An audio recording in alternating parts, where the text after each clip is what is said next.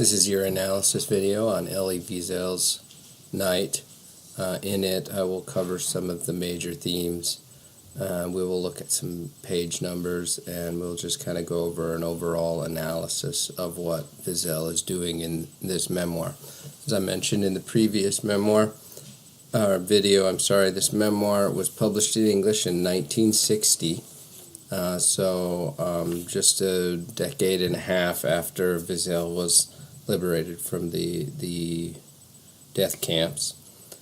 He published it first in 1952, before later translating it into several languages, including English, in 1960.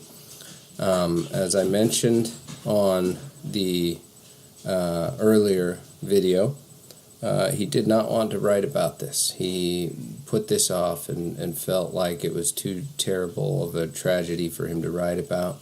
There were many things that he did not want to express, including the violence, the atrocities of it all, but also including his own particular struggle with, as you've no doubt noticed in the reading, faith and hope, and achieving any sort of transcendence beyond the world that he saw in front of him. And there are many, many points in the memoir where he questions God and he questions his position in the world, and he begins to latch on to a sort of fatalist view of man and mankind. And all of these things, I think, were very personal, but yet those, along with all of the witnessed violence and horrors of the death camps, he felt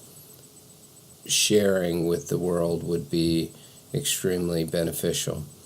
So one of the themes, and one of the major themes that you've probably noticed here, is the religious devotion that I just mentioned. Throughout, we see Wiesel, even from the opening sections before the invasion of the Nazis and the beginning of the arrests, we see him learning, right? We see an educational component to his life, in a sort of a humanistic way, but also very much in terms of his faith as well. And he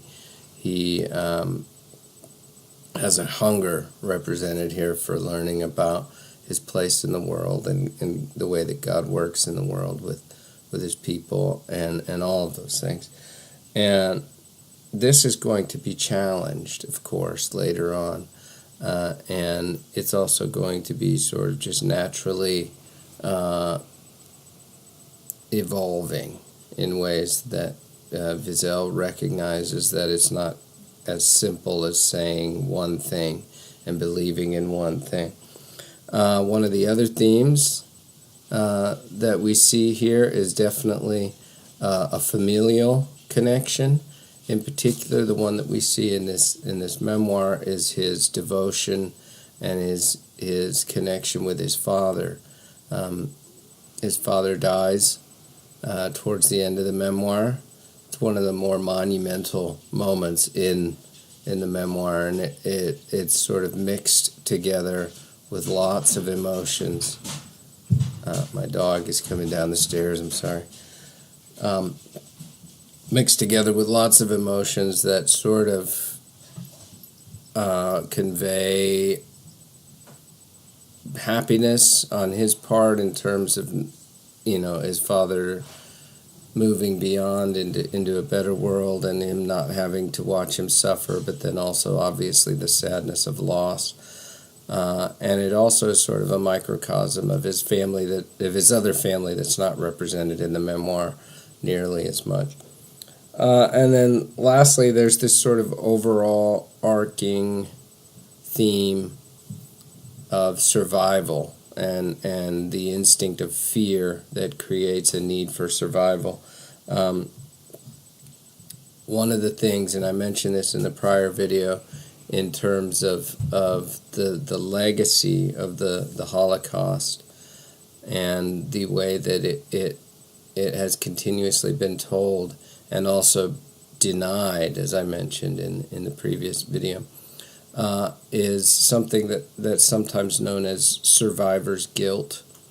And in this case, there's a sense of questioning as to why one would have made it beyond this and why somebody else did not, and what that meant. And in particular, is there any sort of value? Is one better than the other for having survived, or this sort of thing? There is a very famous graphic memoir by Art Spiegelman called Mouse, where he interviews his aging father who had survived the Holocaust camp, and this is a theme throughout that as well. He mentions the idea of surviving was not tied to goodness or luckiness or value or anything. It was tied up in a sort of random methodology that made no sense. And surviving this was actually not as simple as just being better equipped or anything like that. And so this is a theme that we see here running through this as well. So I want to look at some pages to help illustrate some of these things, but I want you to keep those in mind, those themes: religious devotion, familial connection, and then the survival and fear. So if you have your book with you, this is the copy I have. Whoops. And hopefully you have the same copy or a similar copy. I'm going to refer to pages in this book. A couple other questions that I think we need to try to keep in mind. We've talked a little bit about it. What is Wiesel's purpose in writing? And we mentioned early on that he finally was convinced that people needed to know this story. The Holocaust history nowadays is fairly well known. I know that we live in a world where it's fairly well documented, and there are museums and archives and many books, both academic and whatnot, that sort of historicize this moment for us. But imagine a time in the decade and a half after where it was still coming to light, and the full-on atrocities of the Holocaust and the horrors of it were being presented to the world and needing to be sort of elaborated with eyewitness account. Okay, so that's part of why he begins writing, probably a large part of that. The other part might be sort of a healing, a therapy, sort of voicing these horrible things that happened to him in a way that for a long time he did not want to, but then realizing that there would be benefit in that. A smaller question that we can look at also is the idea that he might have a specific sort of tone in the voice of his writing, and it might lead towards a specific message. We might watch for that. We should note also that the book is, of course, translated, so tone might be something tricky.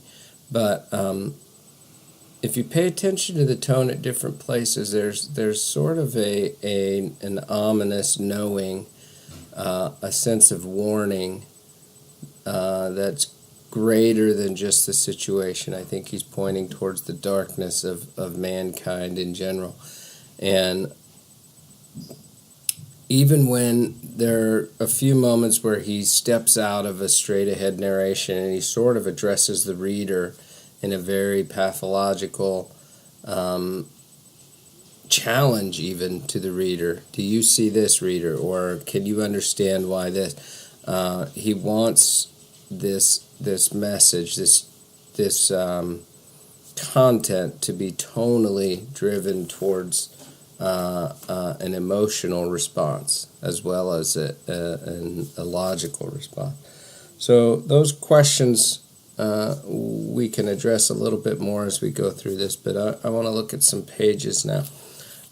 Let's first go back to that theme of religious devotion. Early on in the book, in fact, it's on page 5 in my copy, so it's very early. It would be the third page into the first section. He is talking about his young education, and this is prior to any involvement by the German invasion yet. And he says, man comes closer to God through the questions he asks him. He liked to say, therein lies true dialogue. Man asks and God replies, but we don't understand his replies. We cannot understand them. Besides, because they dwell in the depths of our souls and remain there until we die. The real answers, Eleazar, you will find only within yourself. This is from his early teacher, Moshe, who essentially is telling him to converse with God, to dialogue with God, the God that they believe has put them on earth for purpose, is to find more and more meaning to life. Therein lies true dialogue, he says. Man asks and God replies. But the key is in Moshe's teaching to young Wiesel that the replies are not to be understood by us. We can, in his view, we can pray for understanding, and we can pray for clarity, but the replies from God are not going to be completely understood by man, though this process continues. Okay, this should be seen as sort of a Wiesel's way of foreshadowing, the challenges to this faith that he's going to experience. The replies, quote unquote, the messages from God, not going to be understood from him. And as we see, as there's a more severe challenge to his faith, this is going to come up even more. We'll turn then a little later in the book to 33, and this is after the arrests have begun and the shipping off to Auschwitz, page 33. And what we see here, on the facing page, in fact, he's already seen horrible images, heard of horrible things. The Auschwitz story has been sort of elaborated a little bit for him. And then on 33, he says this very, very monumental thing in terms of the order of his progressive frame of mind change, right? The idea that he's moving from a full-on belief and faith and hope into a questioning. And he says this towards the bottom of 33. For the first time, I felt anger rising within me.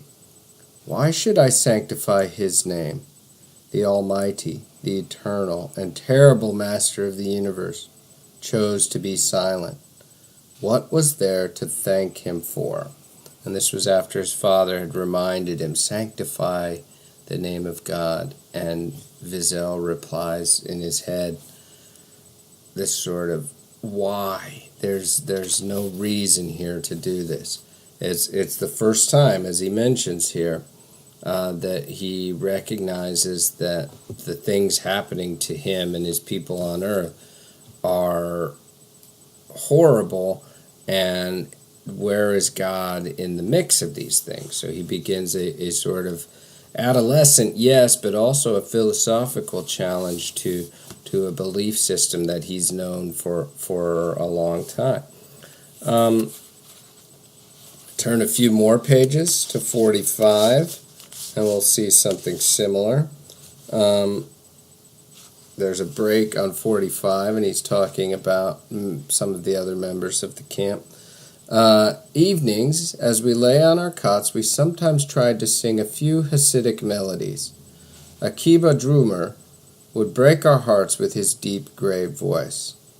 Some of the men spoke of God, his mysterious ways, the sins of the Jewish people, and the redemption to come. As for me, I had ceased to pray. I concurred with Job. I was not denying his existence, but I doubted his absolute justice.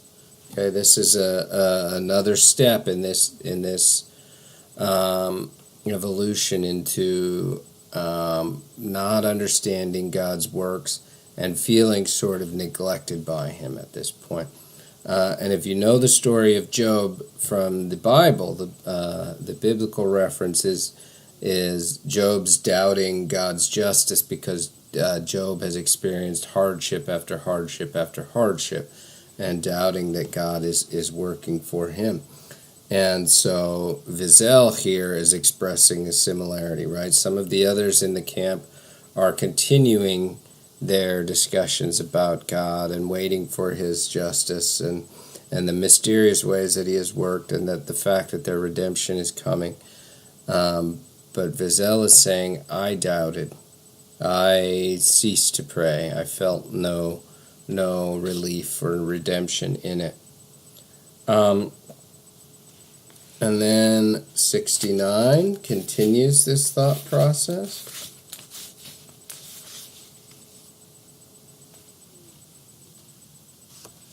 In the middle of the page there, Yom Kippur, the Day of Atonement. Should we fast?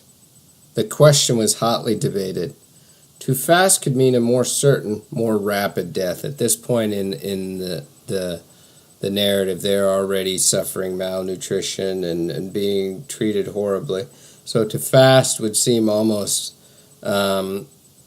unnecessary, really, but yet the most religious of them felt that even under the circumstances, they should still observe their cultural norms for the Day of Atonement. In this place, we were always fasting. It was Yom Kippur, you were round. But there were those who said we should fast, precisely because it was dangerous to do so.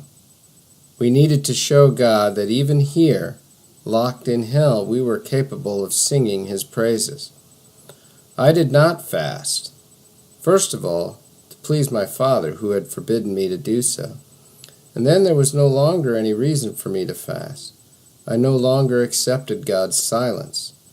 As I swallowed my ration of soup, I turned that act into a symbol of rebellion, a protest against him. And I nibbled on my crust of bread. Deep inside me, I felt a great void opening. Sorry, phone ringing in there.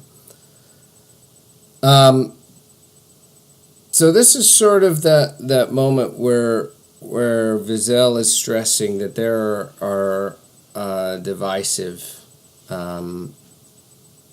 issues going on within not just the Jews at the camp, but also within him.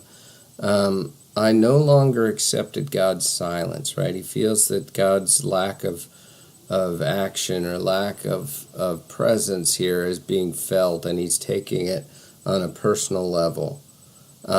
And yet in the ending line of that section, he says, I felt a great void opening. So he seems to be recognizing that this thing that he's relied on in his life is substantial, but yet he's wondering why God is silent at this point.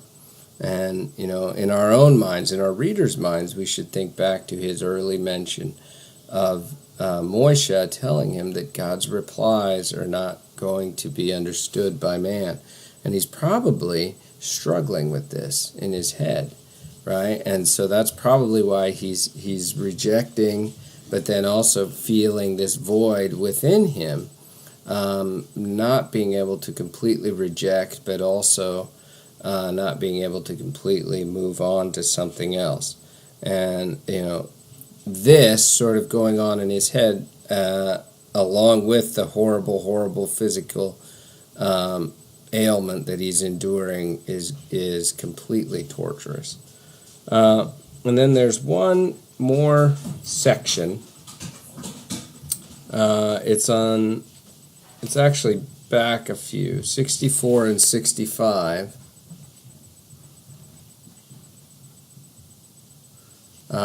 You have the hanging of a child and some other sort of public executions, to which some respond, "Where is merciful God? Where is he?" someone behind me was asking.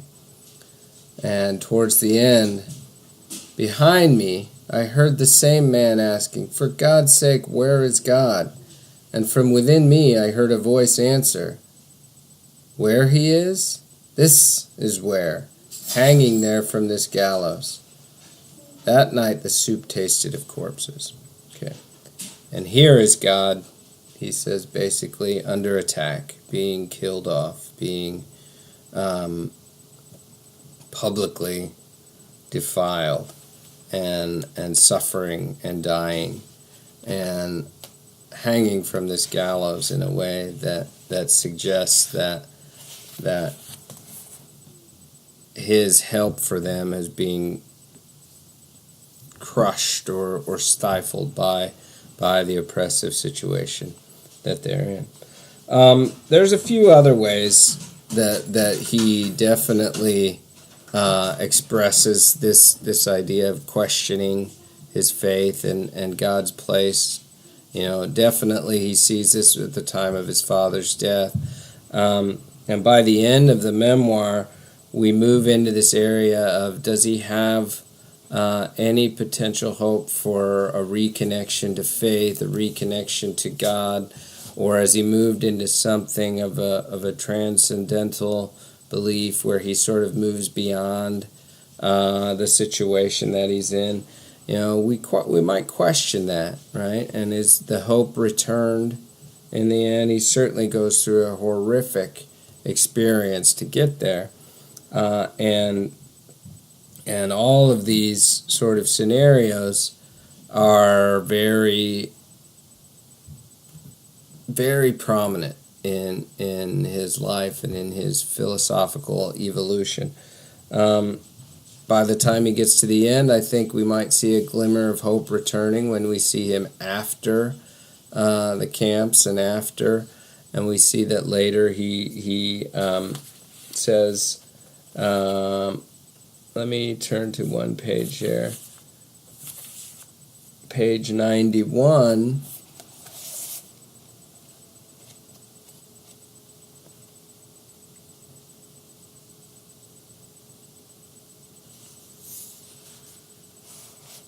When he's speaking to this rabbi,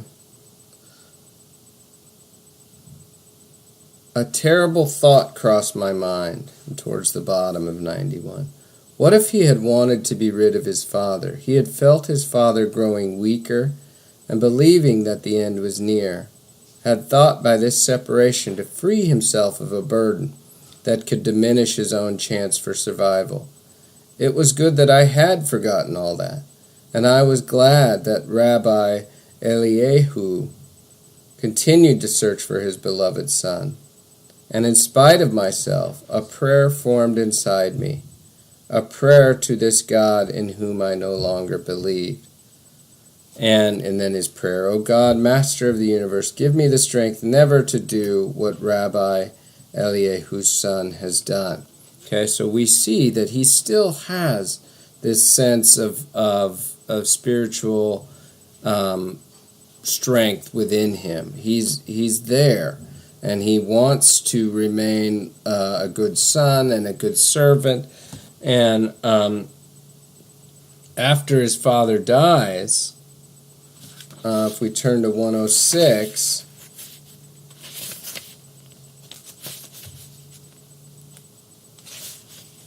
if I could find the page here. 106. When I woke up, it was daylight. This is when I remembered that I had a father. During the alert, I had followed the mob, not taking care of him. I knew he was running out of strength, close to death, and yet I had abandoned him. I went to look for him. Yet, at the same time, a thought crept into my mind. If only I didn't find him. If only I were relieved of this responsibility. I could use all my strength to fight for my own survival, to take care only of myself. Instantly I felt ashamed of myself forever. And then turn to page 113.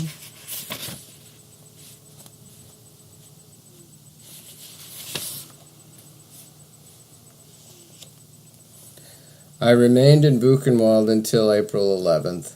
I shall not describe my life during that period. It no longer mattered. Since my father's death, nothing mattered to me anymore. And on the preceding page there, 112, you see his father, a death described in the night. Knowing what we see him write on page 113, nothing after that mattered to him.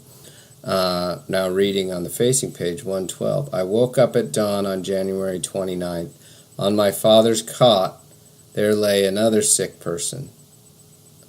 They must have taken him away before daybreak and taken him to the crematorium. Perhaps he was still breathing.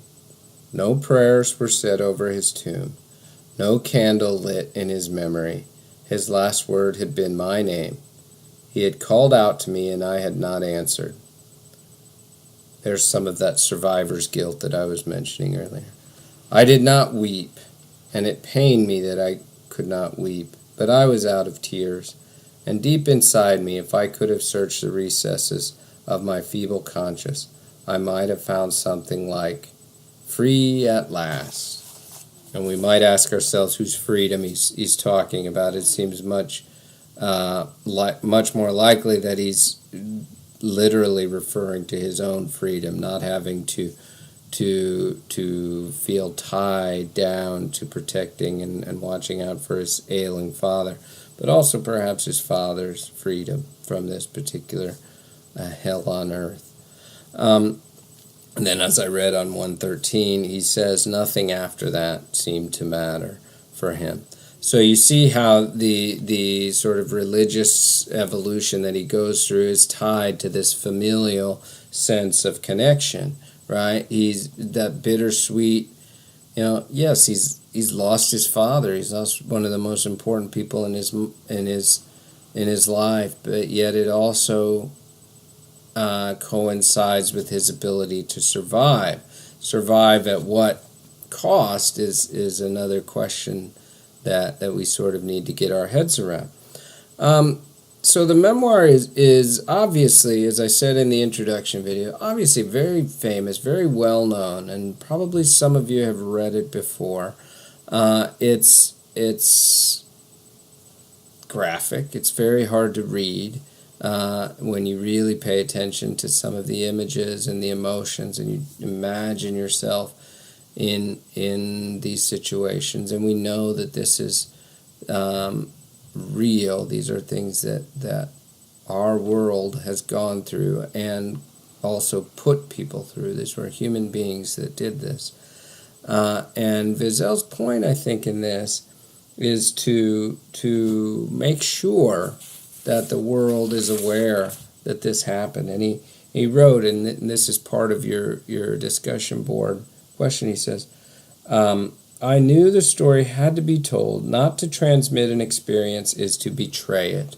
And this is a very, very crucial way to understand what's sometimes referred to as testimony literature, right? Testimony like the sense of a court case. When you give your testimony, you give your eyewitness account of something that happened, and it's supposed to be the truth. So testimony literature borrows heavily from that line of thinking. You particularly focus on your own experience of something, and you put it out there into the world to add to a more fuller picture, a more fuller understanding.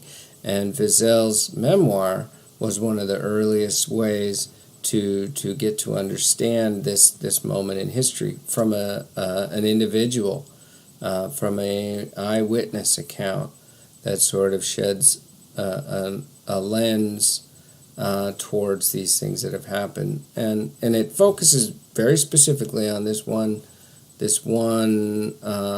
moment in history. But you can use it to understand the fact that man is capable of horrors like this in many different places and many different actions, sadly. Okay, that's it for now. We'll see you on the next video.